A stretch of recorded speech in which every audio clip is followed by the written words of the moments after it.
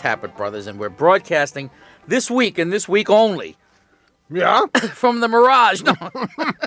No, we're broadcasting from the Car Talk Plaza Department of Joke Dissemination and Folklore. Yeah. Lots of people want to know, what are these private jokes that you guys keep laughing at? And we thought we should disseminate more information regarding the genesis of these jokes. That is, like explain me, Lucy. All right, explain me. Anyway, we got a letter from a listener in Manchester, New Hampshire. Actually, he has a two-piece letter. There's a front and a back to this. Wow, yin and yang. And this has to do with our joke dissemination department. He says, so, what's the story behind pick up all those batons? Well, we went to see some months ago. When was it? About 15 years ago. The entire crew and staff of the show. Right, the entirety of Car Talk Plaza went to see George Carlin. Right, One of the, all four of us. One of the little bits he did was he was saying, and what is it with this Miss America contest? He said, I think that in order to make it fair, they should make them come back until they win. You keep coming back every year. Right, they can be coming back until they're like 60, 70 years old. And while you're at it, pick up all those batons. Well, that's... Yeah, it had an imagery. You know, good jokes have... You could just see all these 70-year-old women in bathing suits dropping those batons. And tripping over them. Well, all right, let's pick up all those batons. It was a good joke. It was. It was a good joke. It was. And we steal it all the time. And we're trying to disseminate. And he says, on the back of the letter, he says, by the way. Who's he, by the way? I don't know who he is. He didn't sign it? He didn't sign it. He didn't sign it. Oh. Well, okay. He said, wait a minute, this is important. By the way, one week your staff psychologist's name was Mo Moody. The next it was Les Moody. Hey, Les is Mo. Maybe he has a split personality. Well, anyway, if you hear some continuing reference on this show that my brother laughs about and spills his coffee over and all that, and you want to know what it is, you can write to us at the Department of Joke Dissemination and Folklore, or Folkloric Department. Folkloric. That's a good word. I like that. I do, too. Is that an I-C-K at the end or an I? Car Talk Plaza, 630. Plaza or Plaza? Plaza. Wasn't it Plaza Suite? Shouldn't it say Plaza or Plaza? I always say Plaza. Plasma, that's what it is. Yeah, 630 Commonwealth Avenue, Boston. Our fair city. Very well done. Massachusetts, 02215. All right, let's take a call. 1-800-332-9287. Hello, you're on Car Talk. Hi. Hi, who's this? This is Reggie from Hilton Head Island, South Carolina. Really? Right. Jeez, I was just in Hilton Head Island just the other day. You were? No, he Well, wasn't. that was not me. That was my brother. I, however, was there. Hilton Head is beautiful. It's very beautiful, but it's extremely hot. Yeah. That's part of my reason for calling you, is because of the heat in Hilton Head and the trouble that I have with my car. Yeah. I have a 1990 GM Pontiac Transport. Mm-hmm. When I use my air conditioning, which is almost 24 hours a day, when I first turn it on in the morning, it blows a wonderful smell of urine. Oh. That's I don't know interesting. how to put this any nicer. No, that's all right. I mean, it's perfectly acceptable for public radio. It wasn't a 4-letter word. Yeah. No, it's 5. Okay. Now, I complained about this in the very beginning to the dealer, who told me that I was nuts and, I shouldn't worry about it, and it was probably my imagination.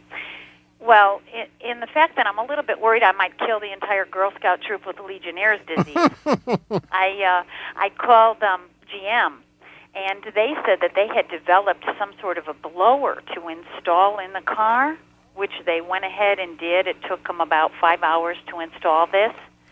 But it's still not doing any good. As a matter of fact, I just got home, and when we turned the car on, it smelled so bad. My 11-year-old was just about sick from the smell. Wait, now, let me get this straight. The smell occurs when you first turn it on in the morning, but does it then go away? Yes, it goes away. It goes away. It goes away after the air conditioner's on a while, but then when you turn it on again the next day, it smells again.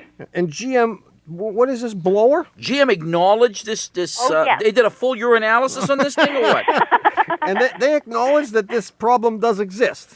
Yes. And it really is urine, huh? I mean, Yeah, well, what is the smell? What's the nature? I mean, what did they say the nature of the smell is? okay, what everybody has calculated so far, and for some reason I think they may have fixed this in the 1991 model, because they have acknowledged that this all happens and even created this special little blower system to dry out the pan, is that the bacteria is growing in the water. Yeah. Right, in the evaporator. Right. Right, okay. And that it causes a horrendous smell once the bacteria grows in there. Sure. And when it's dry, you don't smell it. But when it's wet, Right. So Well, the problem is exacerbated by the fact that you live in the damn jungle. Right, and I'm just a little bit worried, though, because what scares me about it, now, I was just, after my daughter said, "Oh, Mom, this smells so bad," and I didn't smell it right away, but she said, "That's because you're old." And I said, "You're right." A little brat. Yeah, and so I thought, but what I'm really worried about isn't this Legionnaire's disease? Well, I mean, of course, the problem is that it could be anything. And it's not an uncommon problem. Lots of other vehicles, especially people who live down there in the jungle with you, have problems like this. I think it was nice of GM to have installed this blower. Does this blower run after you've shut off the engine? I turn my car off, say it's in the garage, and I come in the house, and about 45 minutes later, the blower goes on. Yeah, sure. And then it's supposed to dry it all out. Now, this works fine. The blower does go on. Mm-hmm. It's almost embarrassing, though, when I have anybody get in my car. Everybody loves this car. They all comment on how, it looks like some sort of spaceship. Yeah.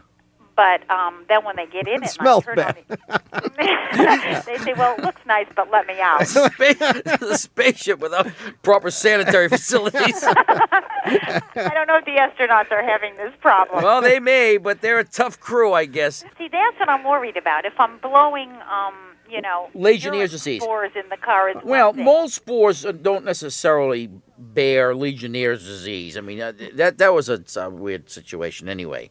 But it may be that this is only the first step in their attempting to fix this problem. There may be step 2. Yeah. So I would go. I should call them again? Yes, I'd go back sure. and complain again. Okay. They're on the right track, and I'm sure their engineers worked hard at this. I mean, this is not something that they contrived in an evening. I mean, they No. worked very hard at this, and it's actually pretty clever. I think so, too. An attempt, however, at a clever I should point solution. out that all the Honda and Toyota owners who have this problem have been told that's tough. I think it's nice that GM went out of their way and tried to fix the problem for you. I just wanted to make sure that I wasn't going to kill every child that got in my car. And You might be. No, you won't kill them. You might infect, doctors? You might infect them, but you probably won't kill them. They may, in fact, survive this. But I mean, I would be on the safe side for those first few minutes to leave all the windows open, start up the engine, turn on the air conditioner, and don't get in. No, I'll tell you, the 5 minutes. smell is just as bad after 15 minutes than when you first get in. You just get accustomed. Oh, isn't that to a it. horrible thought? Yeah. No. I didn't think of that. Yeah, it isn't any better. Next time you see a hitchhiker, pull over, have the hitchhiker get in. Within 30 seconds. And if he doesn't accept the ride, you know that you're in trouble. Oh, it's that smell. He says, "Never mind, I'll wait." Good luck, Reggie. Then I know. Okay, I know I still have the problem. Let us know if you come up with something, because we'd be very interested. All right, This thank is you not so a much. problem that only you have. That's good to know. Oh, yeah. Bye-bye. Bye-bye. Hey, the Puzzler answer and more calls are coming up right after this. This message comes from NPR sponsor CarMax and the Love Your Car Guarantee. Car buying can feel overwhelming, but it doesn't have to be that way. CarMax gives you the time you need to make the right choice. Take up to 24 hours for your test drive, and once you buy, enjoy a 30-day money-back guarantee up to 1,500 miles. Learn more and start shopping at CarMax.com. The new Love Your Car Guarantee from CarMax. Car buying reimagined. Well, this is normally the time where we usually give the answer to last week's puzzler. Remember that? Yeah. Remember the puzzler? Last week's puzzler was that the one about the little old lady from Pasadena? No, but if you've been listening the last few weeks, you know that the puzzler is still on summer vacation. Isn't that great? That is great. Yeah. In fact, we've got lots of mail saying that's the best way. We don't want to hear the puzzler anymore. No, people are clamoring for the puzzle, right?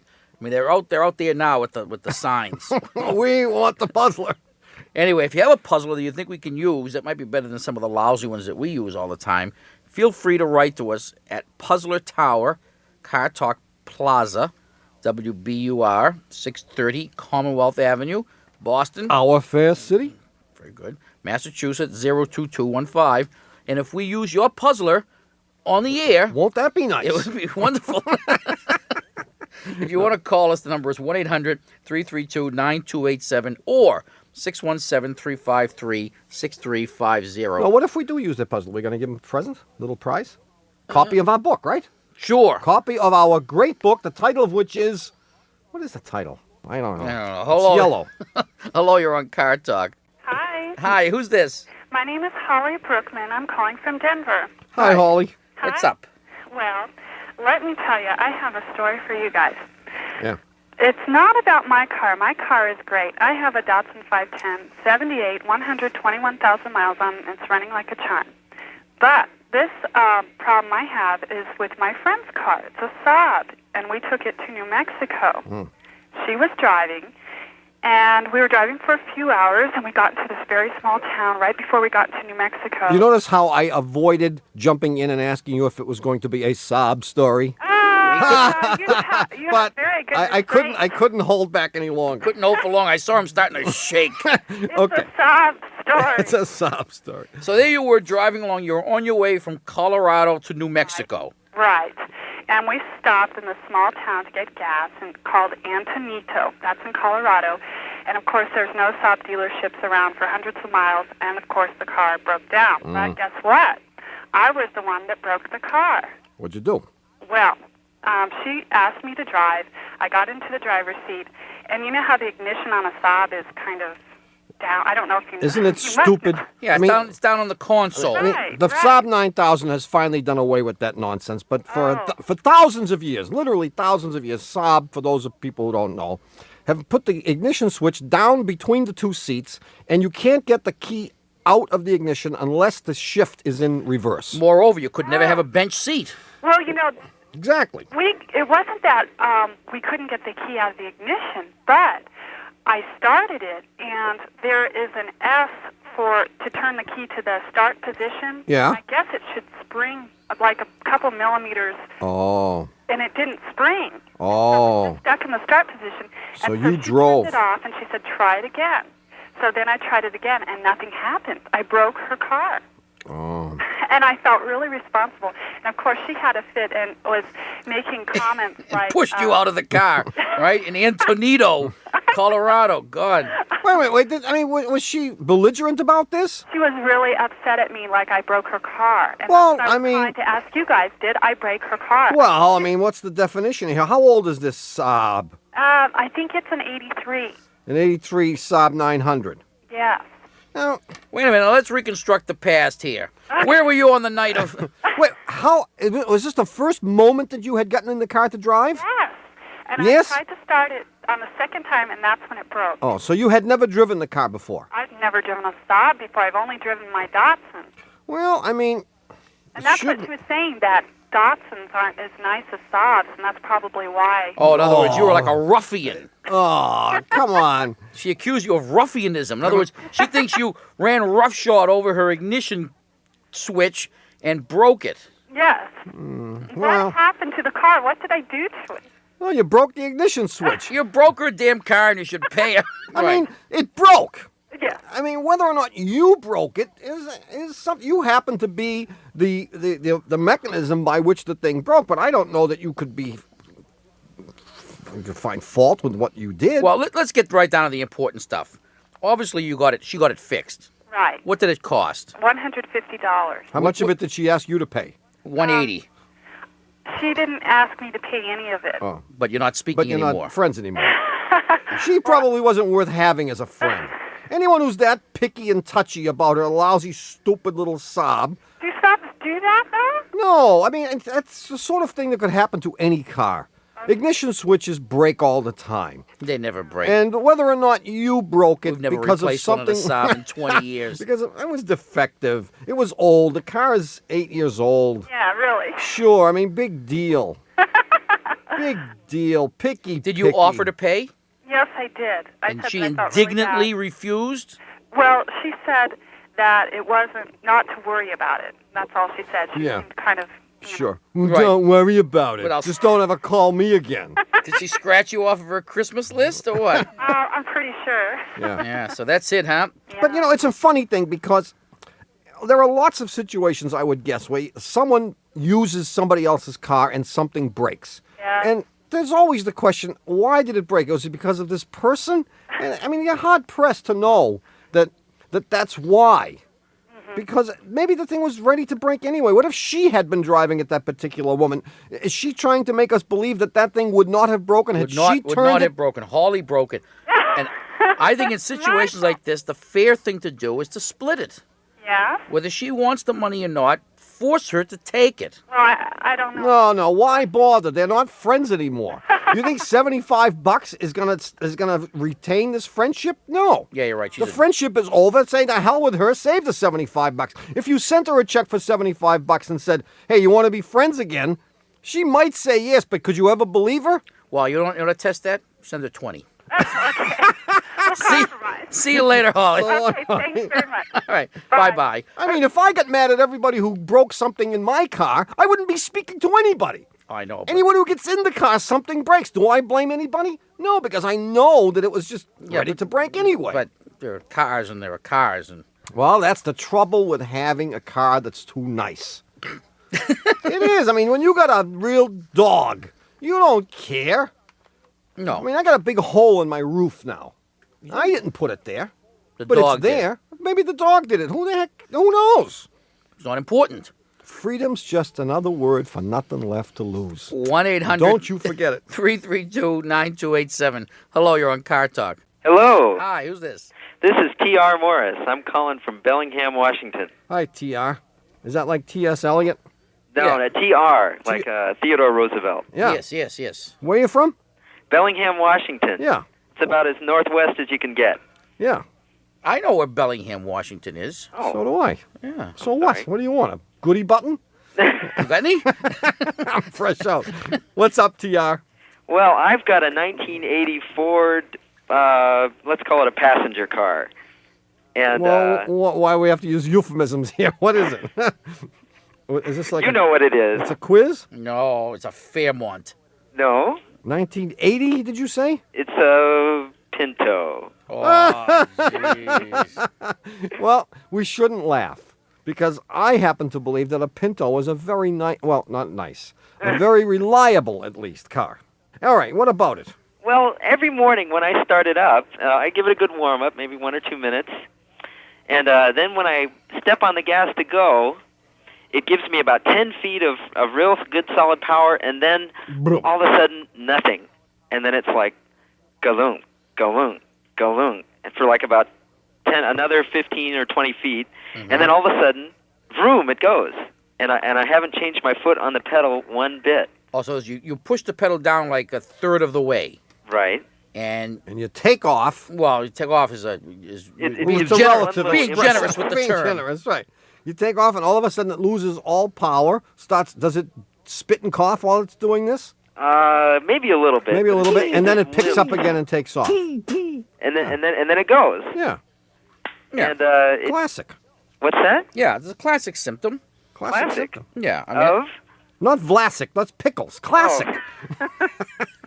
well, there are a lot of things it could be, but the thing that comes to mind is that you have a flat spot in the carburetor because you have a bad accelerator pump. Yeah. And if I'm Flat spot in the carburetor. yeah, You mean so like that, I dented it with a hammer? no, wise guy. So that when you take off, you're not getting a steady flow of fuel. You're getting an interruption in the flow of fuel. Yeah. Okay. Or it could be something as simple as the choke not being adjusted correctly. If I had to guess, I'd say the choke's adjusted too tight. Really? That meaning that it's too When you restricted in the morning. No, when you Correct, yeah. start it up, you get inside, you pump the gas, you turn the key, you hold your nose, And it starts right up. Does it fast idle? Does it race? Yeah. And then you have to- It's kind of quick. Okay, so it runs at maybe 2,000 revolutions per minute. Sure. Sure, whatever Sure, you right? say. 2000, 2001, whatever. and then you tap the pedal and it comes down a little bit, That's right. and then you put it in first. It's a stick shift, right? Stick shift, yeah. Put it in first, and you try to drive away, and that's when it. Right. And No. it's the only time it does it when it's Yeah. Once it warms up, it's perfect. Right. What's wrong is that you need to have the accelerator pump replaced, which, if I'm not mistaken, is pretty easy on this thing. No, it's not the accelerator pump. Well, I have a confession to make. You did that already.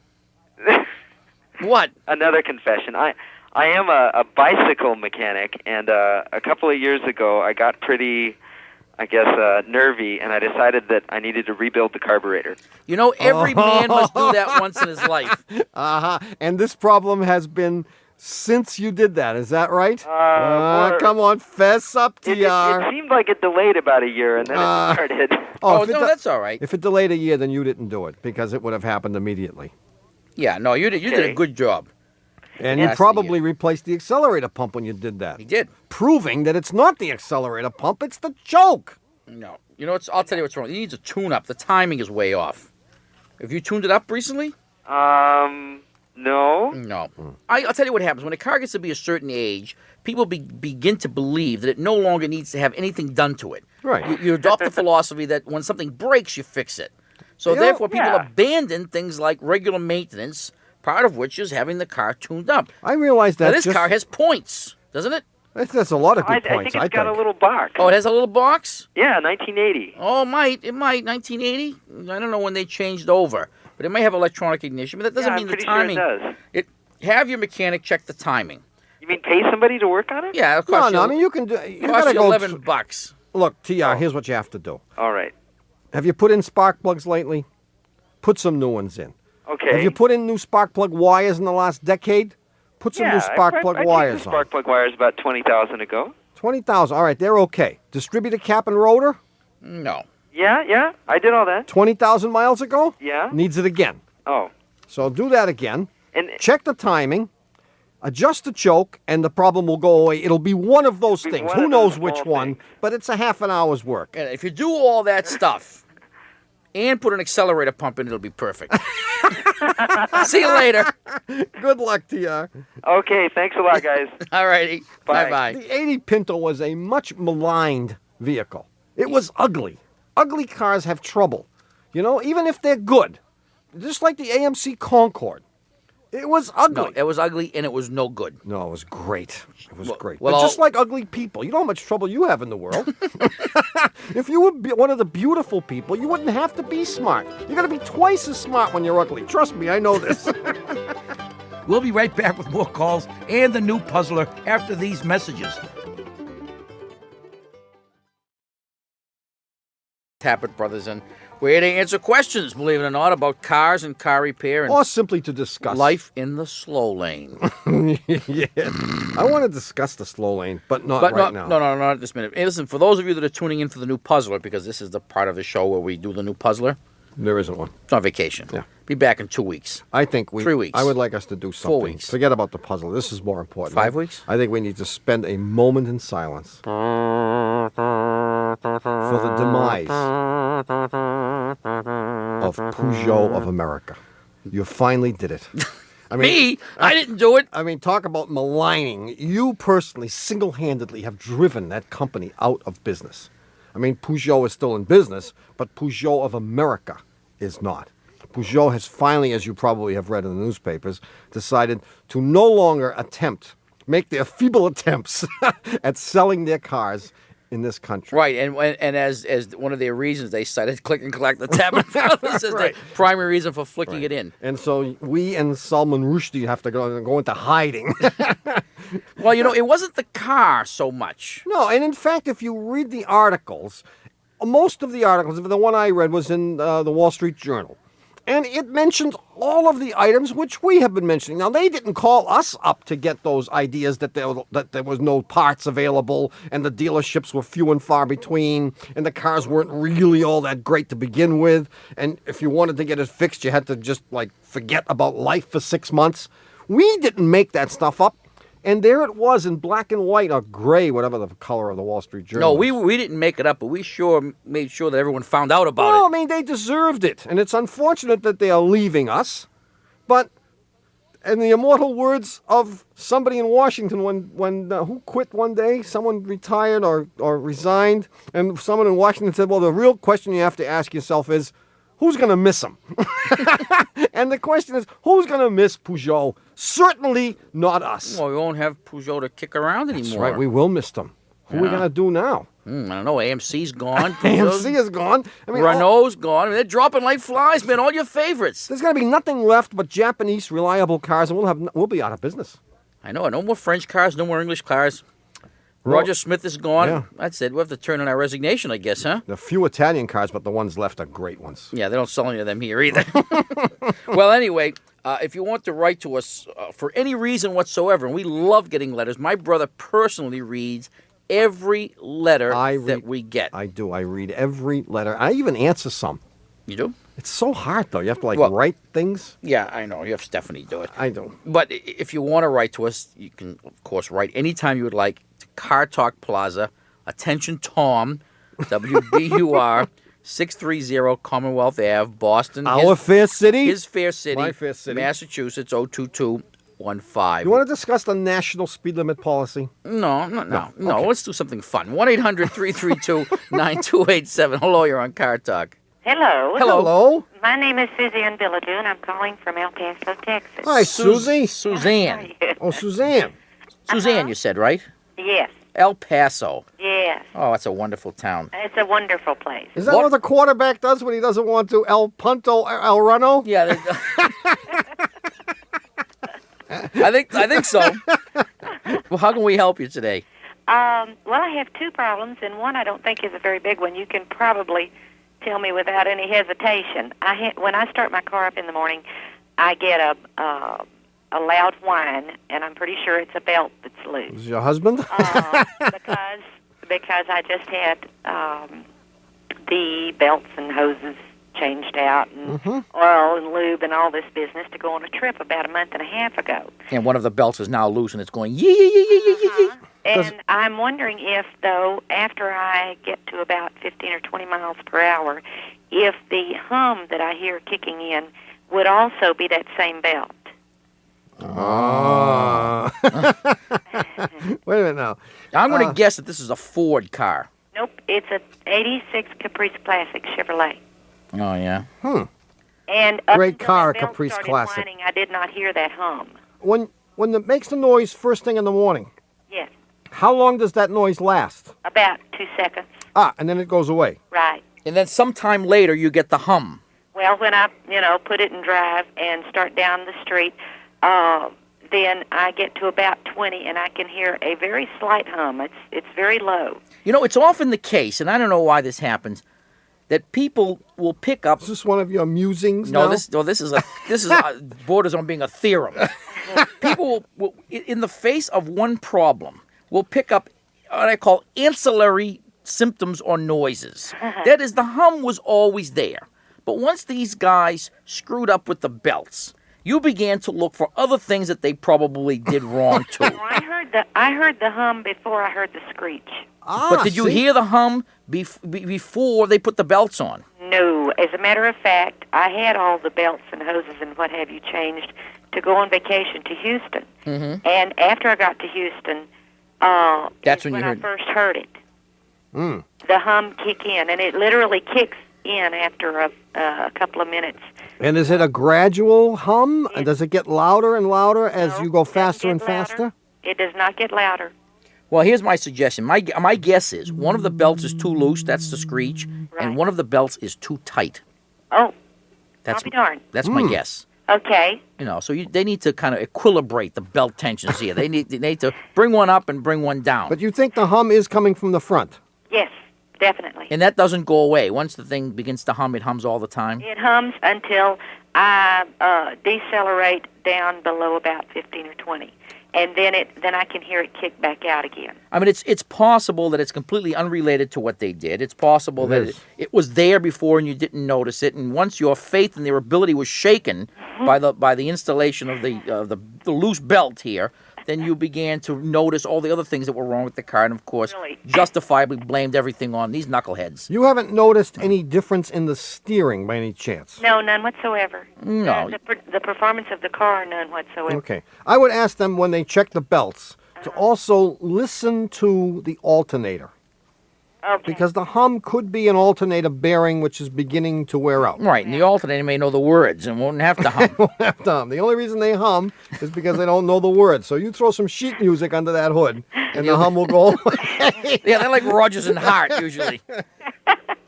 See you later, Suzanne. Thank you very much. All righty. Bye-bye. Bye-bye. He needs a good belt. That's his problem. Gee, it's time to say goodbye to everybody. Is it? It is. In the whole world? Well, almost. All the 4 people that are Can listening. we say that another hour of NPR's Car Talk has mercifully come to an end? It has indeed. Our producer is Doug Berman.